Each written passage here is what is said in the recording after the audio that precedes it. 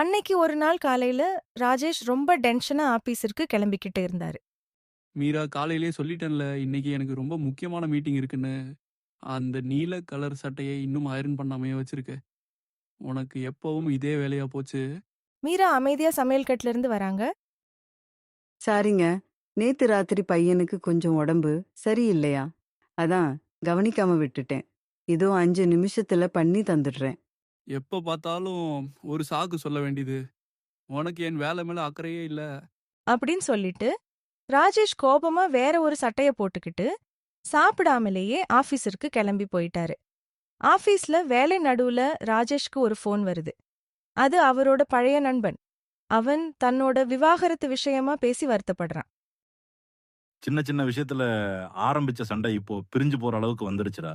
அப்படின்னு அவன் சொன்னப்பதான் ராஜேஷ்க்கு காலையில நடந்துகிட்ட விதம் ஞாபகத்துக்கு வருது.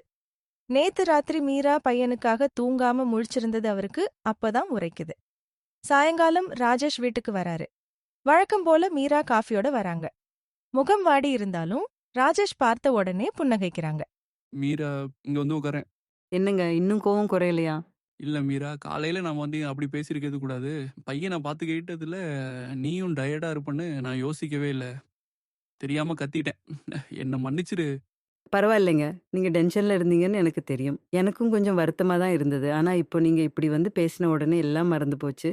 வாழ்க்கையில யார் மேல தப்பு அப்படின்னு தேடுறத விட யார் முதல்ல விட்டு கொடுக்கறாங்க அப்படிங்கறதுல தான் அந்த குடும்பத்தோட மகிழ்ச்சியே இருக்கு. ஒருத்தர் கோபமா இருந்தா இன்னொருத்தர் அமைதியா இருக்கிறது தான் இல்லற வாழ்க்கையின் ரகசியம். ஸ்டோரி பிடிச்சிருந்தா சேனலை லைக் பண்ணுங்க, சப்ஸ்கிரைப் பண்ணுங்க.